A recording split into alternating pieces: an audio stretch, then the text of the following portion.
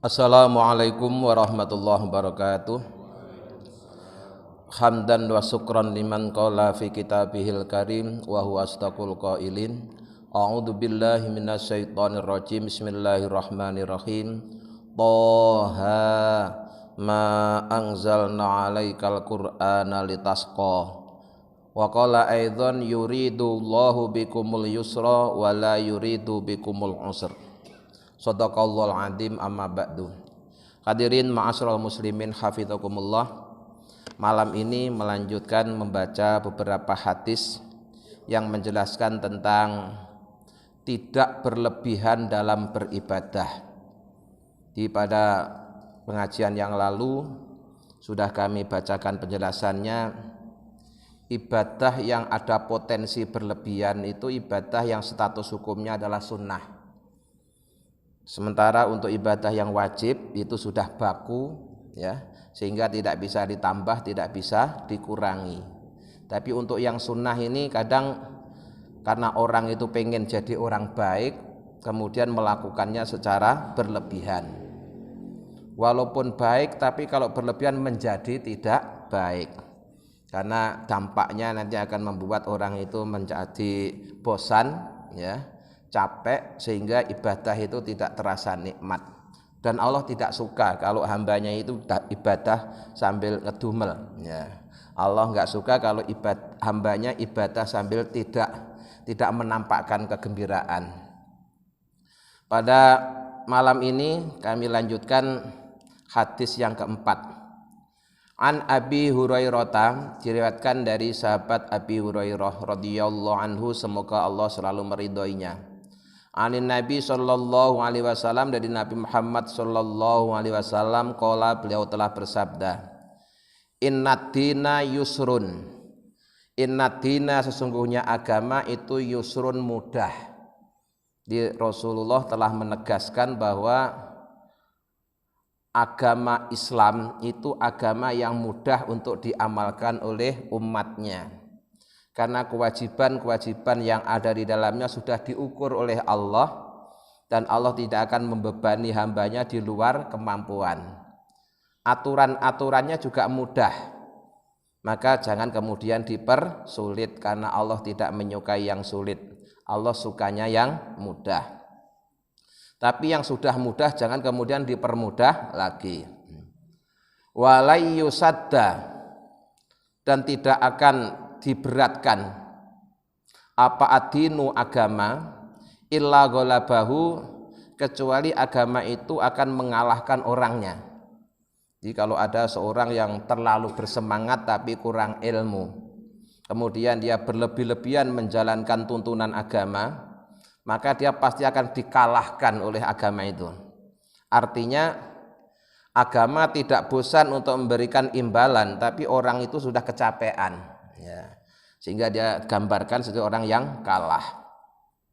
Maka pesan Nabi, fasaddidu, maka sedang-sedang sajalah kalian, ya, jangan kurang, jangan lebih, ukur sesuai dengan kemampuan masing-masing. Yang penting lakukanlah ibadah itu dengan senang hati, jangan terbebani, jangan terasa berat. Wa qaribu, dan berupayalah kalian mendekati yang sempurna. Kalau untuk sempurna enggak bakalan bisa, ya. Kemarin dalam kajian kitab Al-Hikam sudah kita bacakan penjelasannya bahwa Allah akan menerima amal ibadahnya si hamba itu tidak disyaratkan harus sempurna. Karena disyaratkan harus sempurna, niscaya tidak akan ada yang diterima. Tapi dengan Allah yang maha pengasih, Allah maha penyayang, Allah maha indah, Allah maha baik, maka Allah mau menerima amal ibadah hambanya walaupun itu tidak sempurna. Maka pesannya Nabi juga, kita tidak diperintahkan untuk sempurna, ya, hanya waqaribu, berupayalah sungguh-sungguh agar ibadahmu itu mendekati sempurna. Wa absiru, dan bergembiralah. Nah ini, ya, Nabi pesannya kalau ibadah itu lakukan dengan gembira, jangan sedih, ya. Ketika kita sedang asik ngobrol kemudian dengar suara azan, itu harusnya ekspresi kita langsung bergembira. Alhamdulillah masih ditakdirkan berumur panjang, bisa ketemu dengan waktu kita diwajibkan untuk sholat. Ini satu anugerah yang harus disyukuri.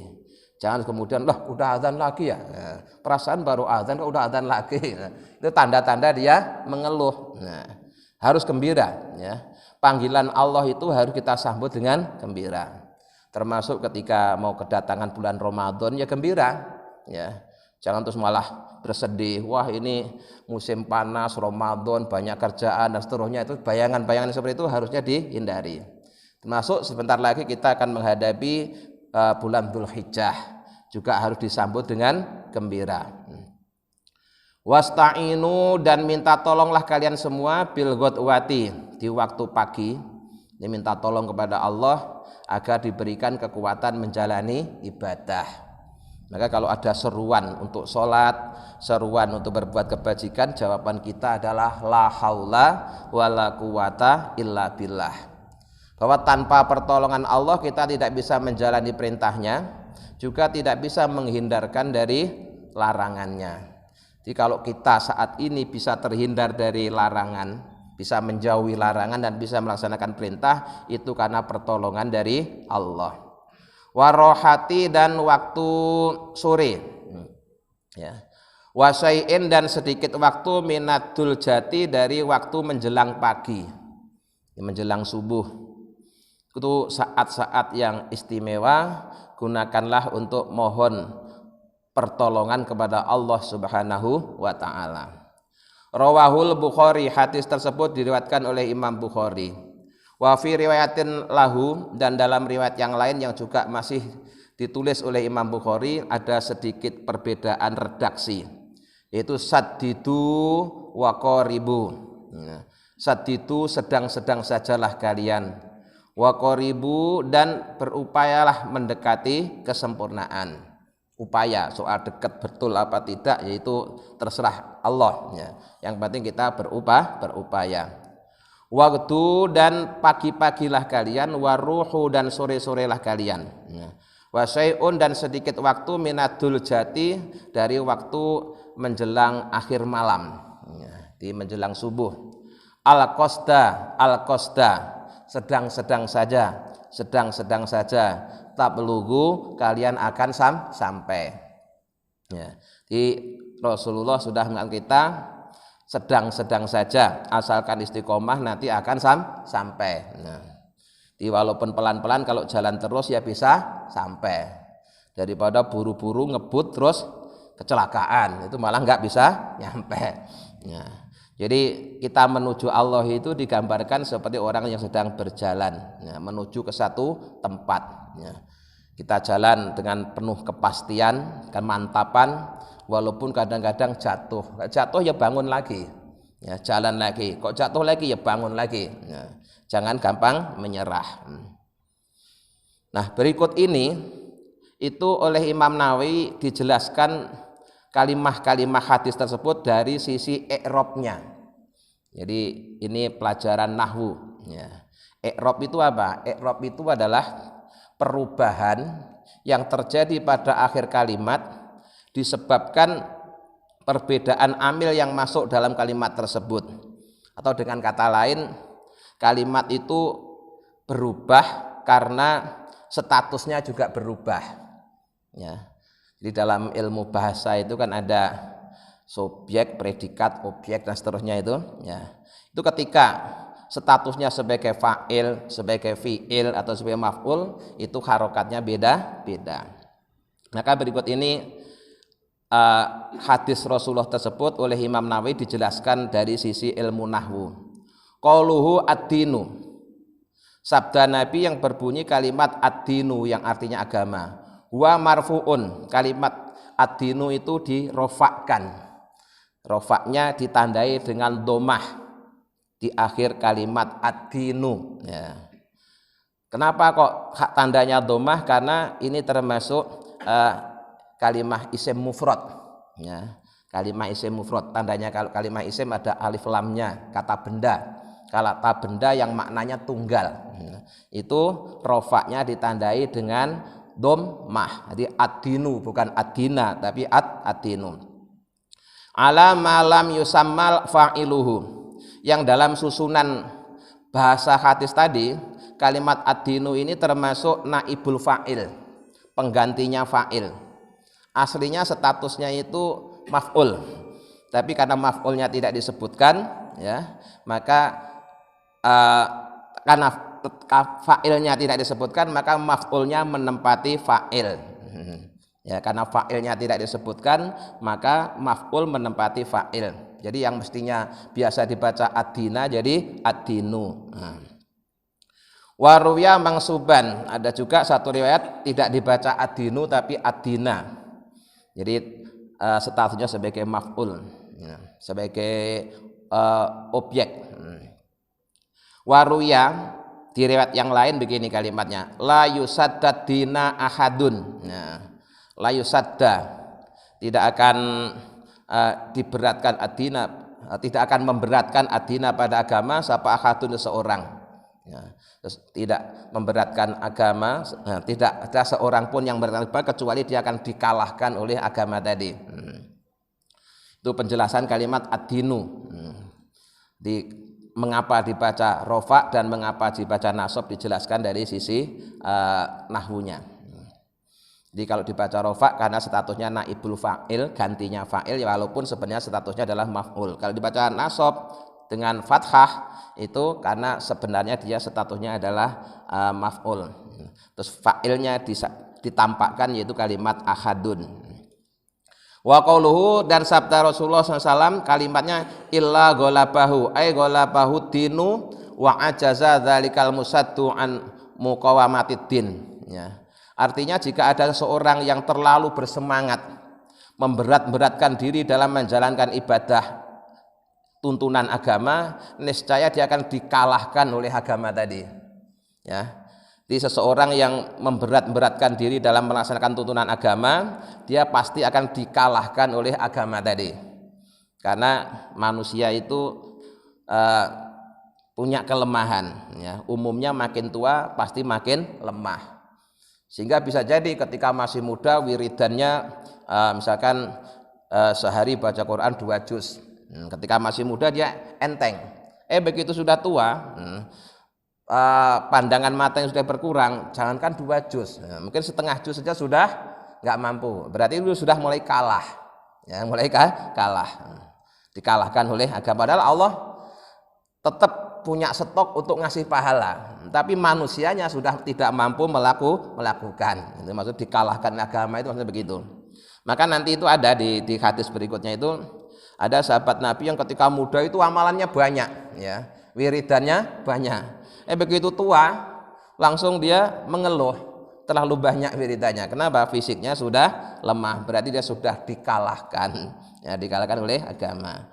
Maka ya dari awal hendaknya kita mengukur diri, ya, mengukur diri kita masing-masing. Nggak usah diukur dengan orang lain, ya, nggak usah mengukur dengan orang. Yang penting intinya itu gini, mari kita berupaya menjalankan perintah agama itu dengan senang hati, ya.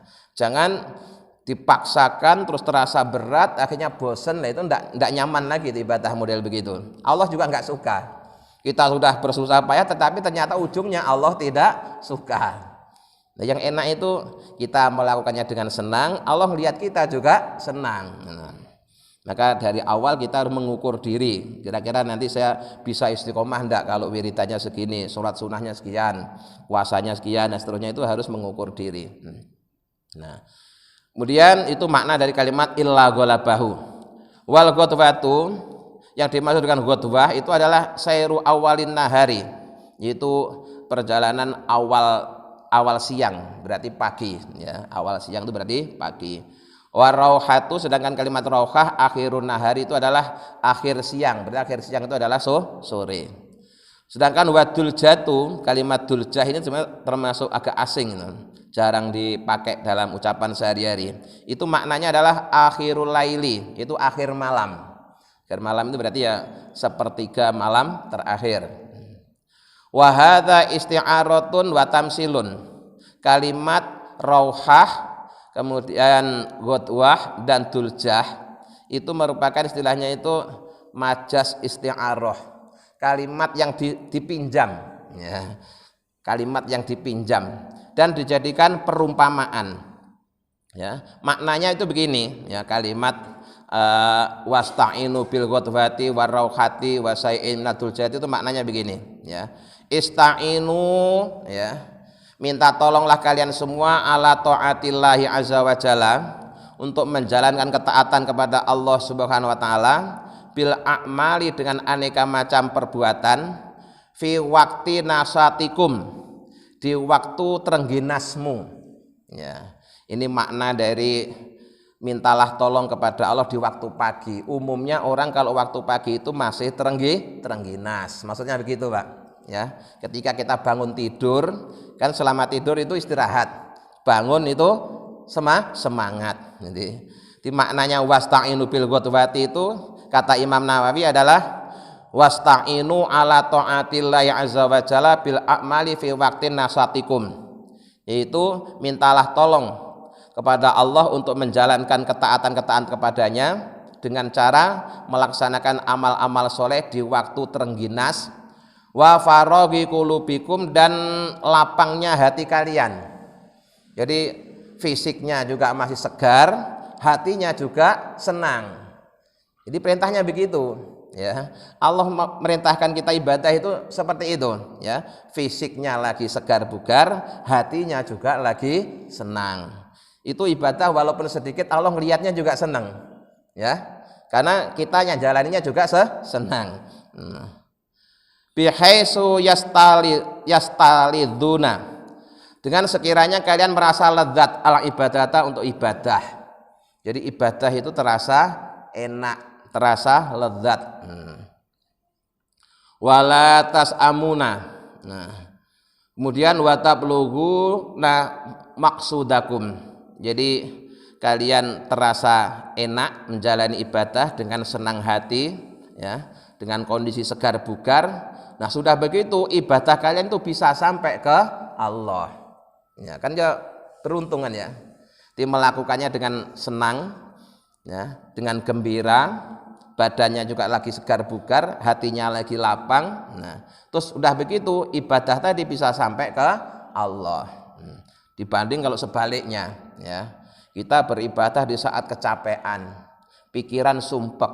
Nah, itu ibadah juga pasti karena terpaksa, tidak nikmat sama sekali. Sudah begitu, ya, sudah susah-susah seperti itu, ternyata nggak nyampe ke Allah, karena Allah melihat kita juga nggak suka, melihatnya juga nggak suka. Jadi sudah rugi serugi-ruginya itu, ya, menjalankannya dengan terpaksa, badan capek, ya, hati sumpek. Sudah begitu ibadahnya nggak nyampe ke Allah, rugi kan. Nah, kalau kita tahu ilmunya, ya, carilah waktu yang tepat untuk beribadah kepada Allah. Ini untuk ibadah yang sunnah, ya, sekali lagi, ya. Kalau yang wajib udah maklum, nggak bisa ditambah, nggak bisa dikurangi, dan waktunya sudah ditentukan. Tapi untuk ibadah yang sunnah kita bisa memilih waktu, memilih jenis kegiatan, ya. Lakukan dengan senang hati. Kama anal musafiro. Nah, ini tadi yang dimaksud dengan isti'arah, ya. Sekarang perumpamaannya kama anal musafiro, sebagaimana seorang musafir, orang yang mau bepergian jauh, al hadiko, yang cerdas, yasiru fi hadhil awqati, mereka itu akan sangat senang sekali dengan waktu-waktu tadi, ya.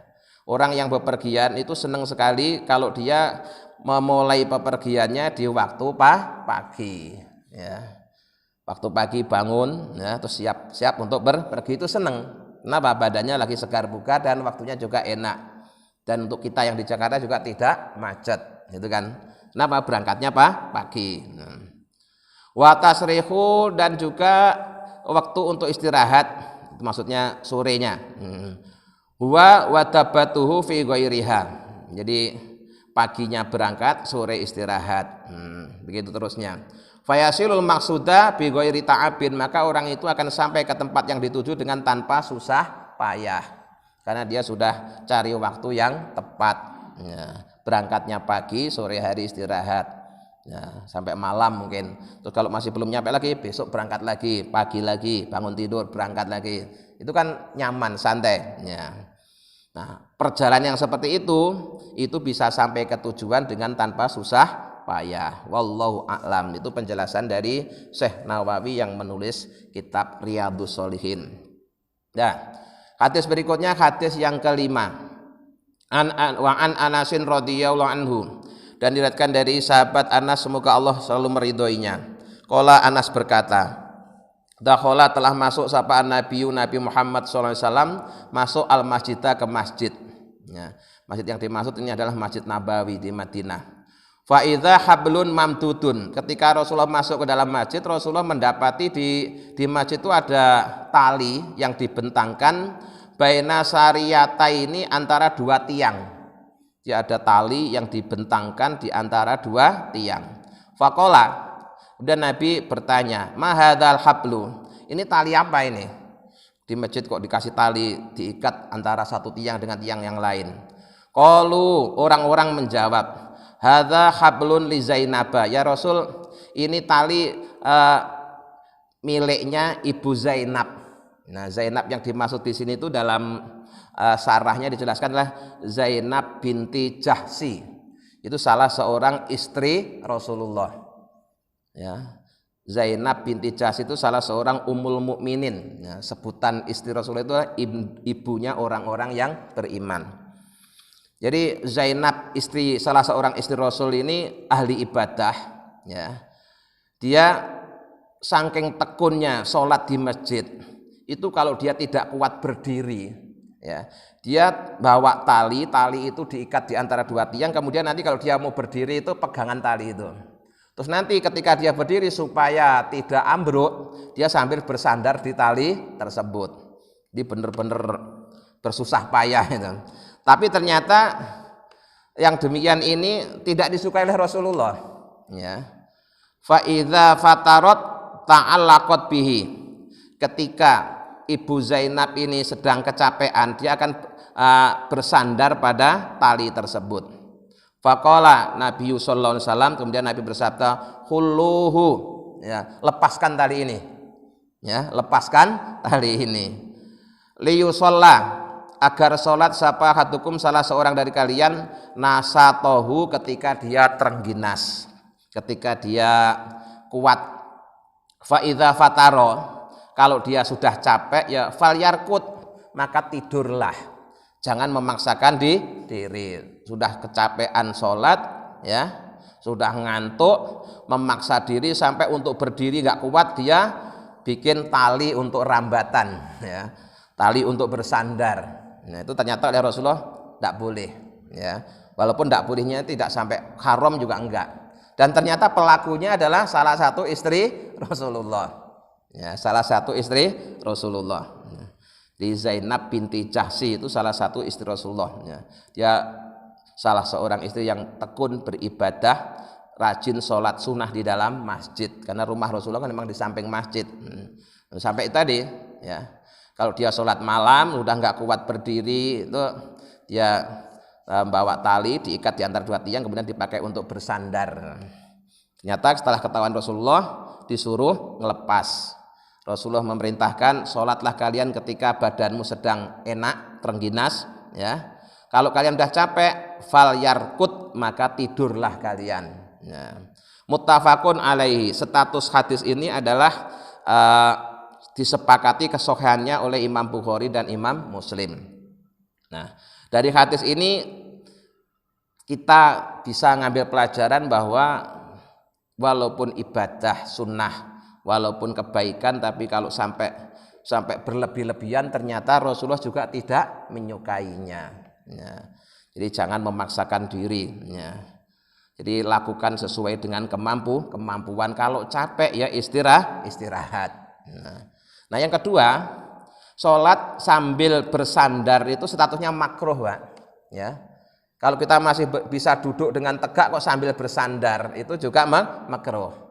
Maka untuk yang sholat di kursi, ya, sholat di kursi, kalau memang punggungnya masih kuat untuk tegak, ya tegaklah. Jangan kemudian nyari kursi yang ada sandarannya terus sambil tidur, duduk santai gitu tuh.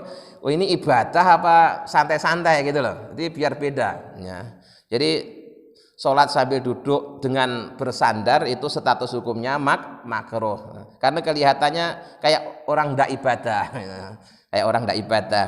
Ya kelihatannya kayak orang sedang duduk santai. Jadi kalau memang punggungnya masih bisa ditegakkan ya, walaupun duduk tapi punggungnya tegak.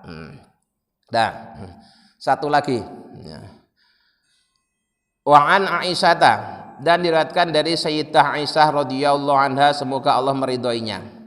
Anna Rasulullah sallallahu alaihi wasallam, sesungguhnya Rasulullah sallallahu alaihi wasallam qala, beliau telah bersabda, idza na'asa, bila ngantuk, ya, bila telah mengantuk, sapa hadukum, salah seorang dari kalian, wa huwa yusolli, sedangkan dia sedang sholat ngantuk, fal yarkut, maka tidurlah, hatta yadhaba, sampai hilang anhu darinya apa an-naumu, rasa ngantuk. Ya, jadi kalau kita sedang sholat sunnah di malam hari, ya, kalau memang masih ngantuk ya tidur dulu, ya. Nanti terus bangun sholat, kok ngantuk lagi ya tidur lagi. Tapi sekali lagi untuk yang sunnah ya, ini berulang-ulang kami sampaikan ini untuk yang sunnah. Jangan nanti malah terus sholat subuh alasan ngantuk ditunda, nggak bisa itu. Ya. Makanya untuk sholat tahajud atau sholat malam itu harus disiasati, Pak. Ya. Nabi memberikan contoh, Pak, kalau mau tahajud itu milih waktu sepertiga malam terakhir. Terus setelah selesai tahajud nyambung ke jamaah sholat subuh, gitu contohnya itu. Ya. Sehingga jangan sampai terjadi orang itu malam tahajud atau subuhnya kesiangan, rugi itu. Ya, rugi. Nah, dulu waktu saya masih kecil suka begitu, tahajud itu jam 1 gitu, nanti jam 2 selesai terus tidur, akhirnya nanti subuhnya kesiangan. Nah, ini tahajud malah kesiangan subuh, padahal tahajud hukumnya sunnah, subuh wajib. Nah, makanya caranya ya yang seperti yang saya amalkan itu, saya ngambil waktunya itu 1 jam atau setengah jam menjelang subuh, 1 jam lah menjelang subuh ya. Jadi habis tahajud dan lain-lain mungkin ditambah dengan zikir, terus langsung nyambung ke waktu subuh, itu caranya ya. Jangan malam tahajud malah subuhnya kesiangan ya. Udah nggak jamaah aja rugi, Pak, ya. Jangankan sampai kesiangan, malam Bapak tahajud semalam suntuk tapi subuhnya nggak jamaah, itu rugi ya, rugi. Karena di hadis yang lain itu diterangkan bahwa fadilahnya jamaah sholat subuh itu di samping yang 27 derajat itu ditambah lagi seperti orang salat tahajud semalam suntuk. Kemudian kalau jamaah sholat isya itu di samping 27 derajat juga dapat pahala seperti orang tahajud setengah malam. Nah, kalau kemudian orang itu tahajud tapi malah isyanya nggak jamaah, tahajud tapi subuhnya nggak jamaah, paling kesiangan, itu rugi, bahkan rugi besar ya, rugi besar. Fa inna ahadakum, maka sebenarnya salah seorang dari kalian, idza sholat, ketika dia sholat, bahwa na'isun, sedangkan dia dalam kondisi ngantuk, la yadri, dia tidak sadar, la'allahu yadhabu, ya, yastaghfiru fayusab faya subba nafsahu. Kalau orang itu dalam kondisi ngantuk terus sholat, ya, habis sholat terus zikir dalam kondisi ngantuk, dikhawatirkan nanti yang diucapkan itu tidak cocok dengan yang diinginkan. Misalnya keinginannya istighfar, mohon ampun kepada Allah, tetapi ternyata malah nyumpahin dirinya sendiri. Belum lagi nanti kalau membaca surat Al-Kafirun bisa kebulak-balik, wah itu bahaya, itu akibat dari ngantuk ya. Makanya kalau ngantuk ya istirahat lah ya, kalau ngantuk istirahat. Nah, jadi kalau Nabi itu caranya ya, menjelang subuh sholat tahajud, terus Nabi itu kalau nunggu subuh itu sambil tiduran miring, Pak, ya, tiduran miring dengan berbantalkan tangan. Jadi bukan kok bawa bantal untuk tidur nanti kebablasan juga. Kalau cuma pakai tangan begini kan kalau untuk tidur itu tidak bisa nyenyak. Ya. Sehingga habis tahajud langsung nyambung ke subuh. Itu cara yang mudah, ya. Cara yang mudah, tidak sampai kita kehilangan tahajud, juga tidak kehilangan jamaah subuh. Jadi ini yang perlu diamalkan ya. Jangan terus tahajudnya jam 1 sampai jam 2 besok tidur lagi. Apalagi kalau sudah sepuh kan kadang tidur juga tidak langsung merem ya. baru setengah 2 atau setengah 3 baru bisa tertidur. Lagi pas datang waktu subuh, pas nyenyaknya itu rugi banget itu ya. Maka saya sarankan ya, yang menginginkan tahajud, pilihlah waktu sepertiga malam terakhir, usahakan langsung nyambung jamaah sholat subuh. Itu cara yang mudah ya, cara yang mudah dan aman. Nah, belum saya satu lagi ya, hadisnya pendek tapi ini. Wa an Abi Abdillah, dan diriwayatkan dari Abi Abdillah, nama aslinya Jabir bin Samurah As-Sawani radhiyallahu anhu, semoga Allah meridhai keduanya. Qala, dia berkata, kuntu, aku usolli solat ma'an Nabi, bersama Nabi as-solawati, beberapa solat, fakanat solatuhu qasdan wa khutbatuhu qasdan. Jadi ini Abi Abdillah atau Jabir bin Samurah menceritakan, saya itu udah puluhan tahun solat di belakang Rasulullah.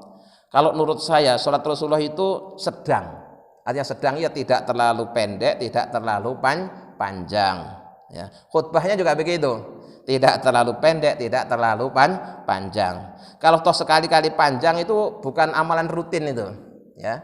Kayak yang kemarin kita bacakan hadisnya yang 1 rakaat hampir 6 juz, itu bukan amalan rutin, apalagi itu juga sunnah kan ya. Jadi kalau untuk yang wajib ya, berdasarkan riwayat Abi Abdillah atau Jabir ini, bahwa Rasulullah itu kalau sholat ya sedang, jadi sesuai dengan kemampuan jamaahnya ya. Sholatnya sedang, khutbahnya juga sedang. Nah, ini ukuran sedang itu bisa jadi setiap daerah juga beda-beda. Untuk kita di kota, Pak, di kota, kalau khutbah Jumat lebih dari 15 menit itu sudah kasihan jamaahnya. Mengapa? Terutama untuk jamaah yang masih aktif bekerja di hari Jumat, itu kan mereka nanti habis Jumatan masih harus makan siang. Nah, kalau kemudian terus jamnya istirahat, jamnya makan siang dihabiskan untuk Jumatan kan kasihan ya. Maka khotib-khotib itu harusnya bijak. Kalau khutbah di perkotaan ya, itu Jumat, itu khutbah Jumat itu jangan terlalu panjang, nanti waktu istirahatnya jamaah itu habis untuk sholat Jumat, akhirnya tidak punya waktu untuk istirahat, kan kasihan juga ya. Nah, bahkan sebenarnya kalau Nabi itu sholatnya lebih panjang daripada khutbahnya. Kalau kita kan khutbahnya lebih panjang daripada sholatnya. Itu pernah ada di masjid itu mengamalkan itu, Pak. Itu yang jadi korban jamaahnya. Jadi khutbahnya 20 menit, nah terus sholatnya 30 menit, ya jamaahnya yang kelenger buru sunnah tadi itu. Oh, ini khutbahnya aja 20 menit, berarti sholatnya harus lebih dari 20 menit. Ya akhirnya kan korbannya jamaah. Mestinya dia ada waktu untuk istirahat, dihabiskan untuk sholat Jumat. Nah, kalau udah begitu nanti sholat Jumat akan menjadi beban ya. Jika dia sholat Jumat menjadi tidak nyaman. Kalau tidak nyaman, Allah nggak suka. Allah senangnya kita ibadah itu dengan gembira. Malam ini sampai di sini dulu, insyaallah nanti kita lanjutkan pada pengajian yang akan datang. Allahumma sholli ala sayyidina Muhammad wa sallam Muhammad, alhamdulillahirabbil alamin. Allahumma inna nas'aluka imanan daima yaqinan shadiqa wa qalban khashi'an lisanan dzakira wa rizqan halalan wa ilman nafi'an dan sholiha. Rabbana atina fid dunya hasanah wa fil akhirati hasanah wa qina adzabannar. Subhana rabbika rabbil izzati amma yasifun wa salamun alal mursalin walhamdulillahirabbil alamin. Assalamualaikum warahmatullahi wabarakatuh.